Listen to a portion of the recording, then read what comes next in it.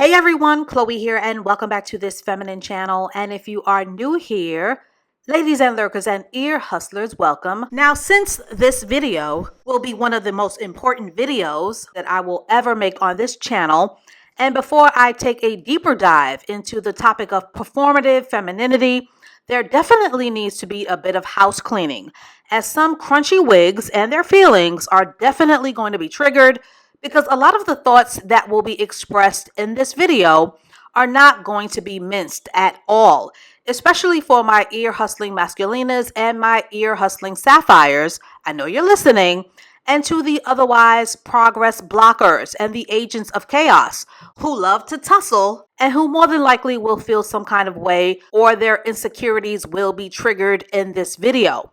So to my masculinas, please keep in mind that this is a femininity and a hypergamous channel, always has been, and that this channel is for women who desire to be feminine first, and that feminine women deserve a community where they can feel seen and where they can feel safe and where they can learn how to make themselves more competitive in the dating and marriage marketplace.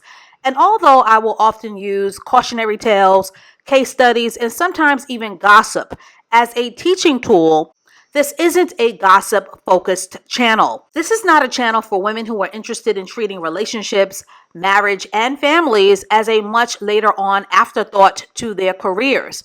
And for my ear hustling dusties and dust bunnies, this is not a space where women will be bullied or shamed for wanting provision. This is not a channel where women will be shamed for wanting husbands and families.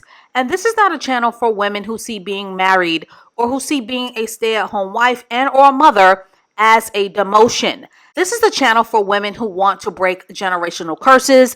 And this channel is especially a mindset shifter and a soft landing space for my younger sisters who do not have and who have never had feminine mentorship and who have never been able to rely on generations of feminine elders for ladylike influence. In fact, many young Black women will come from families that are hell-bent on perpetuating the masculine status quo by any means necessary.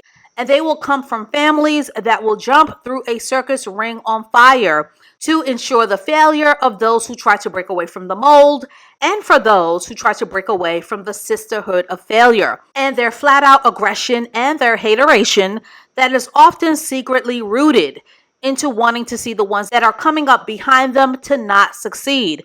And if you are a mature woman who is soaking up all of this game and who is listening, if this hateration spirit does not apply to you, then let it fly. But this is a very real issue, particularly that younger women are facing with older women. The younger girls need mentors because sometimes the women in their own families will be their biggest progress blockers.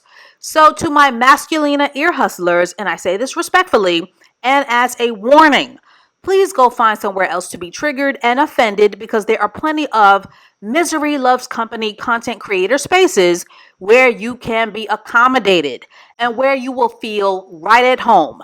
And lastly, in terms of housekeeping, this is a channel about growth and expansion in your feminine principle. So this entire video will challenge your comfort zone. So if having a teachable spirit is not your cup of tea, now will be the time for you to bow out gracefully. So in today's Feminine School video, I wanted to clear up and to demystify a lot of what has become fake femininity, chameleon-like femininity, wax on, wax off femininity, or what I call performative femininity. Performative femininity is when a woman tries to use femininity as a form of clout chasing or deception, or as a trick or as a performance, as a way to receive shallow attention, or as a means to an end to accomplish the Decepticon practice of either tricking a man or a woman into believing that they are feminine women. Fake femininity is a kissing cousin, spirit of confusion version of the imposter syndrome, where a woman is overly focused on the superficial, the surface aesthetics, or the weaponizing of femininity, but is deeply lacking in her understanding of the feminine divine, the importance of masculinity, respecting the order, attraction, seduction, and one of the strongest purposes of the feminine divine, which is to create harmony with the masculine divine. as feminine energy was never designed to fight, to square off, to badmouth, or to shadow box with masculine energy. So here are the 13 signs of performative fake femininity. Number 13, performative femininity lacks cultural capital. For those of you who don't know, cultural capital is a woman's ability to feed her mind with high grade, high level, and high quality information that isn't necessarily absorbed by the masses. The higher and the more fine tuned your cultural capital, the stronger your it girl factor, the stronger your depth, and the more interesting a woman of substance you'll become. Ladies, fake femininity strongly believes that her looks will be the only thing that she will ever need to get by. And while men are very visual, and while your looks or your pretty privilege may get you through the door, you will still need to crack a book open and you will still need to be smarter than a pet rock to avoid the trap of becoming low-hanging fruit. Cultural capital, ladies, makes you mentally attractive, especially in high-level circles. Number 12, the sea of sameness. Performative femininity wants everyone to talk the same, to act the same, to wear the same clothes, to be a people pleaser, and otherwise wants you to fit into a narrow mold of how to be liked. But authentic feminine women are women who own both their light and their dark parts. And you do this, ladies, by embracing your dark feminine divine so that you aren't coming off like a copycat, a mimic, or a person who is the poster child of the imposter syndrome. Ladies, it is completely acceptable to own both your light and your dark parts and still be feminine. But the problem with many women who lack femininity is that they allow their dark parts to completely overtake their energy, their presentation, and their image, to the point where they will often become the face of bitterness, stuckness, nastiness, animosity, and resentment. And ladies, those are the energies you want to avoid, especially if you want to win in your feminine divine, as those energies are completely repelling, repulsive, and hostile to a healthy masculine principle. There is absolutely nothing wrong with having to embrace your feminine gangster, and by telling masculinas, pick-me chicks, and aggressive dust bunnies to kick rocks whenever necessary and whenever they come for you, because we need our dark feminine divine to create healthy boundaries, especially when it comes to predatory spirits. Just do not make the mistake of allowing your masculine energy to completely dominate the potential of your beautiful feminine light. Number 11, the dog and pony show. A fake feminine woman will believe that femininity is only about looking the feminine part.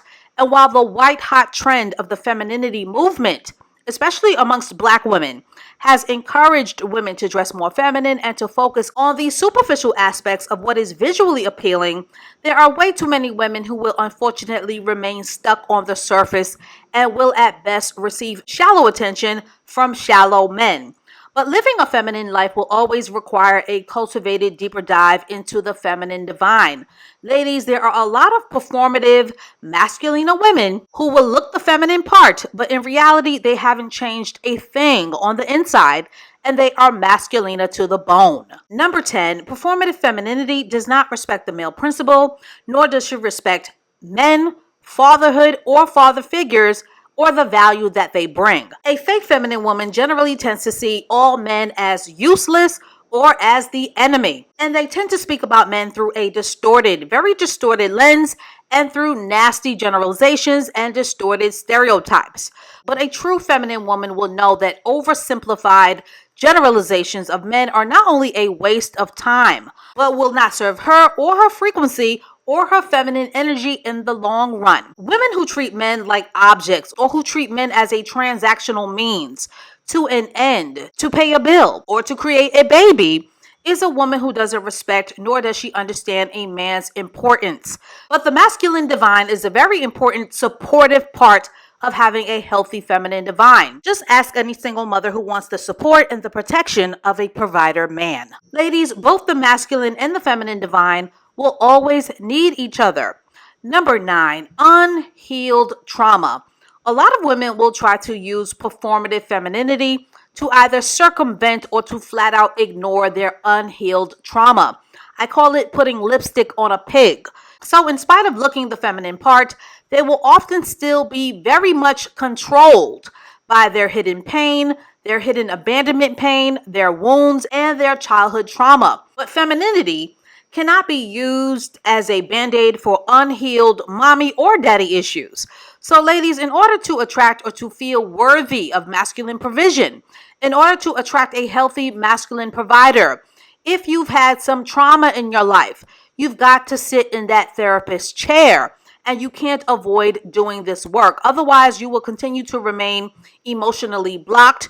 You will not feel worthy of masculine provision, but you will have a nice dress on, and you will continue to be the woman who has formed a very prosperous weapon of self-sabotage against herself. Number 8, performative femininity does not understand the differences between male or female wiring. Ladies, men and women are wired different. Men are from Mars, women are from Venus. A man and his wiring, ladies, will never ever be okay with being dominated, controlled, or manhandled by a woman. And a woman would never fully respect a man whom she dominates, in many cases out earns, or a 50-50 man, or a man she has to pay for or provide for. Why? Because women who pay men for love, or who pay men to be sperm donors, or who pay men to be their husbands will eventually get mad at themselves for settling. Why? Because of the order. Ladies, a man is at his best when he is needed and when he is the respected leader of his family in his masculine.